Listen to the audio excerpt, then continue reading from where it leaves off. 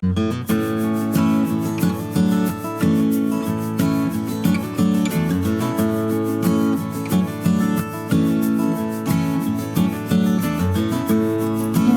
திருப்பாகம் தான் செய்ய போகிறேன்.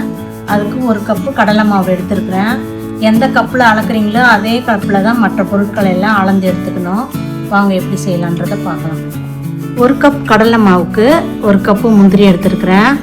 இதை மிக்சியில் போட்டு லைட்டாக விப்பரில் போட்டு அடிங்க. ரொம்ப அரைச்சிங்கன்னா எண்ணெய் கசிஞ்ச மாதிரி ஆகிடும். இப்போ மிக்சியில் பொடி பண்ணிடலாம். இந்த அளவுக்கு பொடி பண்ணால் போதும். பாருங்கள், இதுக்கு மேலே ரொம்ப இது பண்ணி அடைச்சிங்கன்னா அப்படியே ஆயில் கசிஞ்ச மாதிரி ஆகிடும்.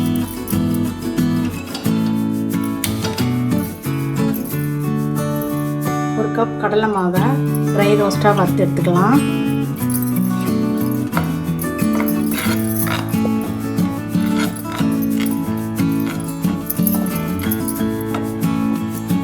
வாசனை வர வரைக்கும் கொஞ்சம் வறுத்து எடுத்துக்காங்க. போதும், இந்த அளவு வறுபட்டால் போதும். இப்போ ஆற விட்டுடலாம். ஸ்டவ் ஆஃப் பண்ணிடுறேன்.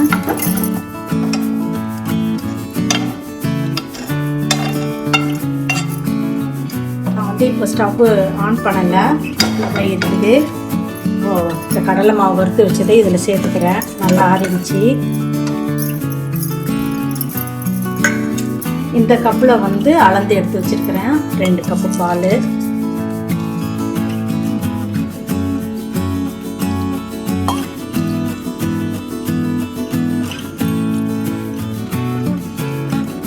இப்போ கட்டி இல்லாமல் நல்லா மிக்ஸ் பண்ணிக்கலாம். ஃபஸ்ட்டு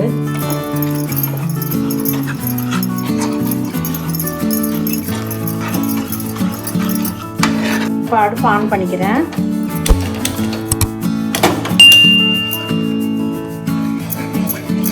கைவிடாமல் கிண்டிட்டு வாங்க.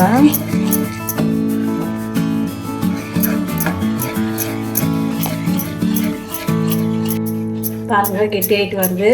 கைவிடாமல் கிண்டிட்டுருங்க. இந்த ஸ்டேஜில் பொடி பண்ணி வச்ச முந்திரி பருப்பை சேர்த்துக்கலாம்.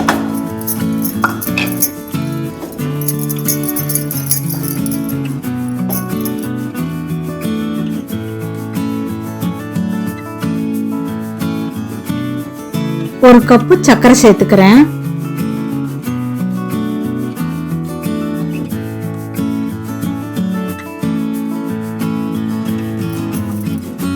ஒரு கப்பு நெய் சேர்த்துக்கிறேன்.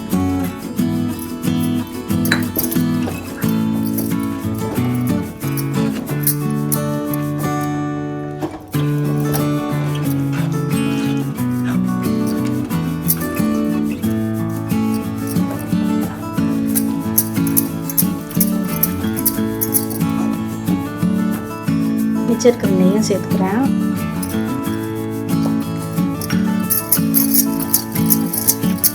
நீங்கள் வந்து ஏலக்காய் பொடி சேர்க்கறது இருந்தால் ஏலக்காய் பொடி சேர்த்துக்கோங்க. நான் வந்து இப்போ குங்குமப்பூ சேர்க்குறேன்.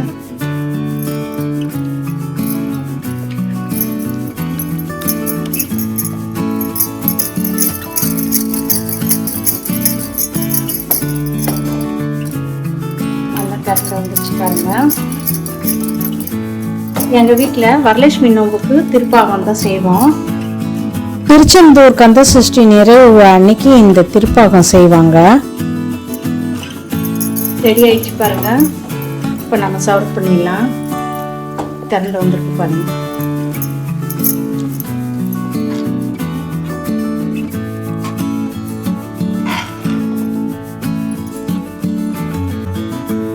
திருப்பாகம் ரெடி. நீங்களும் செஞ்சு பார்த்துட்டு உங்களுடைய கருத்துக்களை சொல்லுங்கள். ஆரோக்கியமான உணவு, ஆனந்தமான வாழ்வு.